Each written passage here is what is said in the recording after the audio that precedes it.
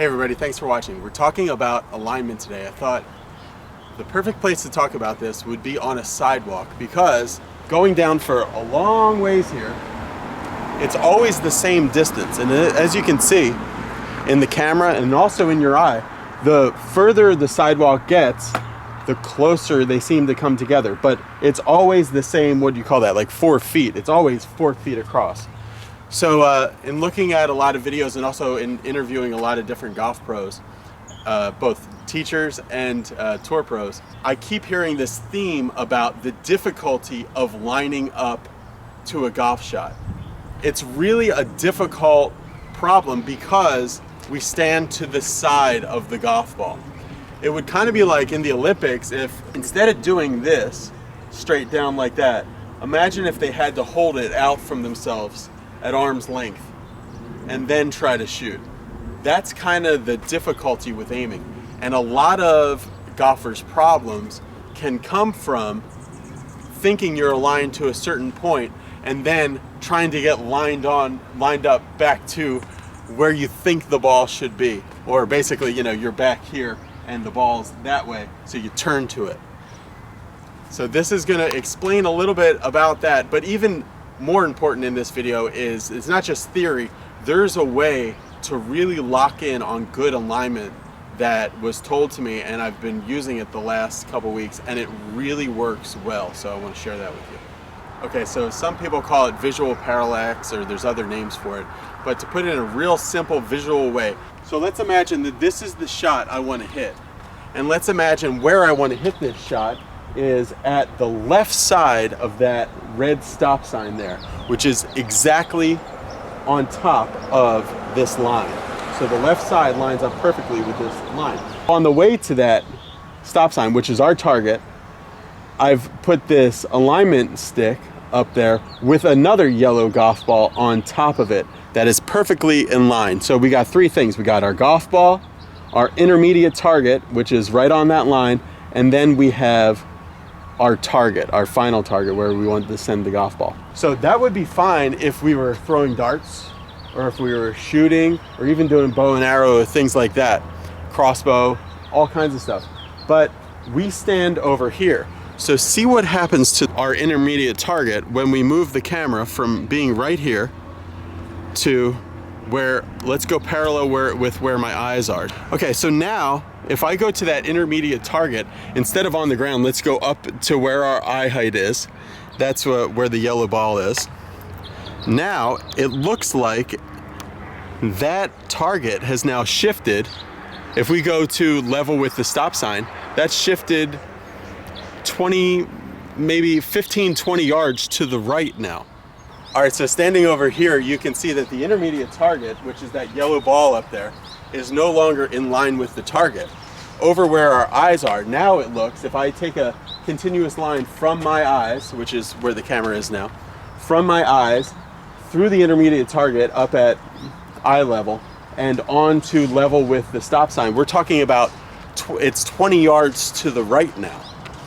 So for me to get this ball to start and go in the air like it would pass through that other yellow ball and continue to the target, I would need to almost feel like I was hitting it 20 yards to the right. The way alignment will bleed into a swing fault is that you'll feel that aiming over there would send the ball way to the right, even though that would actually send the ball dead on line. So you line up right to your target, and that doesn't feel right to you. So then you come over it, and you end up either hitting a dead pool, or if the face is open, you hit a big slice. All right, so this is really the important part of this video. Is we're going to talk about a way to deal with this. I've heard this before about visual parallax and how difficult it is and how important it is to be parallel left.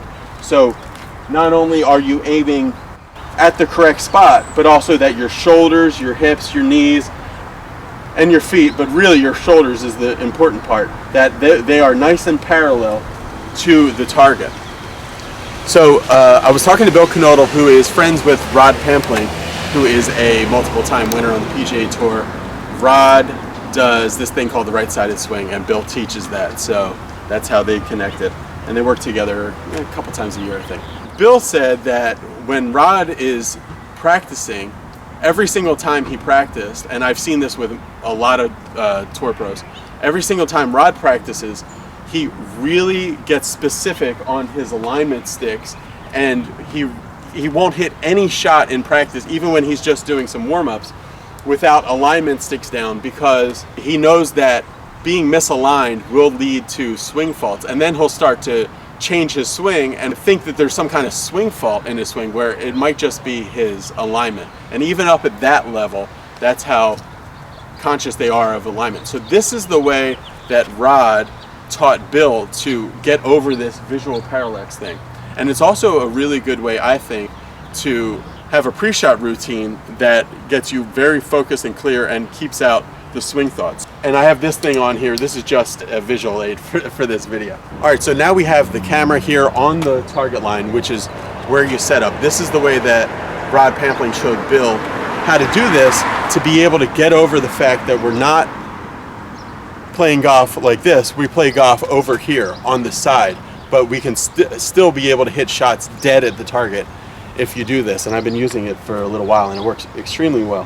What you do is you take a grip of the club, and you want it nice and square and firm the way you're going to have it. Then you look at the shaft through your ball, and then you put it through the intermediate target. And you get that relationship of your shoulders set up to the shaft. Here, back here.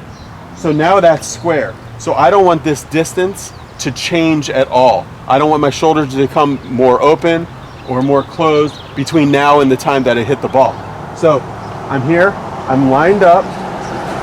That feels like a really good, perfect line right there, the way I have it. Keep that relationship the same. I'll walk over to the ball, and I haven't changed now the relationship between my lead shoulder and the face. Now, normally, what people will do is they'll get lined up here. They'll come over to the ball, maybe make some practice swings or some other stuff. They'll look up at the target, and that won't seem right, so then they'll close their shoulders, or they'll overcompensate and they'll know that that's closed and they'll open their shoulders. The difference with this is you're getting lined up back here, and you're getting that relationship between your shoulders and the club, and you're keeping that relationship the same all the way until you hit the ball. So from the helmet cam view here, you can see that when I step here, right in line with the target, everything looks straight, everything looks normal. But as I take a step over here where my eyes would be, you can see a continuation up where my eyes would be of that intermediate target. Now looks like it's aiming 30 yards to the right. So a way to fix that is you set up here and you get set up behind here, and I'm picking out my intermediate target, which is, I see a little flower there that I want to aim at. That's right on the line of the sidewalk. So I'm getting set up square to that right here, and I feel very square between the relationship between the club face and my shoulder, and that feels very square. Then I'm walking over to the ball. I'm going to keep that relationship the same.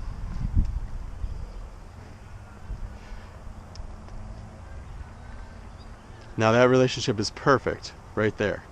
My shoulders, my feet, everything is really good there. So now I have confidence. I know that from this setup I can hit it right over my intermediate target, and I haven't cheated myself. If all people did was practice this routine on the range, a lot of your swing faults and over-the-top moves and other problems that you might have would kind of just dissolve away. A lot of them would for people, because much of the issue is just overcompensating for what doesn't look right to your eyes. All right, so one final time.